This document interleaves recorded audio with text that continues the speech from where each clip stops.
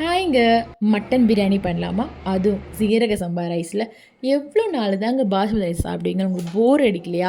சூப்பராக ஃப்ளேவர் தரக்கூடிய சீரக சம்பா ரைஸில் மட்டன் பிரியாணி பண்ணலாமா? ஸோ நான் இன்னைக்கு 1 கிலோ மட்டன் வாங்கியிருக்கேன். ஸோ அந்த மட்டனில் உப்பு, ரெட் சில்லி போட்டு நீங்கள் நல்லா விசில் வச்சிடணும். 4 விசிலுக்கு அப்புறமா அதை அப்படியே எடுத்துருங்க. தண்ணியை பத்திரமா வச்சுக்கோங்க. இந்த தண்ணி தான் நம்ம சேர்க்க போகிறோம்.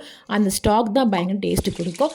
இப்போ ஒரு குக்கரில் என்ன பண்ணால் நெய், கடலை எண்ணெய், புதினாவை சேர்த்துருங்க. அதுக்கப்புறமா ரெட் சில்லி சேருங்க. ரெட் சில்லிக்கு அப்புறமா வெங்காயம் சேர்த்துருங்க. ஸோ அதுக்கப்புறமா இஞ்சி, பூண்டு, சின்ன வெங்காயம் அரைச்சது, அது மட்டும் இல்லாமல் கொத்தமல்லி சேர்த்து நல்லா மிக்ஸ் பண்ணிக்கோங்க. மிக்ஸ் பண்ணதுக்கப்புறமா நான் இன்றைக்கி பச்சை மிளகாய் சேர்க்குறேன், அப்புறம் டொமேட்டோ சேர்க்குறேன், மட்டன் சேர்க்குறேன், கொழுப்பு சேர்க்குறேன். கொழுப்பு தான் ரொம்ப டேஸ்ட் தருவாங்க. இல்லைங்க எனக்கு கொழுப்பு வேணாம்னா நீங்கள் அவாய்ட் பண்ணிக்கலாம். அதுக்கப்புறம் இதில் ஒரு பவுடர் சேர்க்குறேன். என்ன பவுடர் பார்த்திங்கன்னா பட்டை, கிராம்பு, ஏலக்காய், இது 3 அரைச்சி சேர்த்தா அது வேறு லெவல் ஃப்ளேவர் கொடுக்கும்.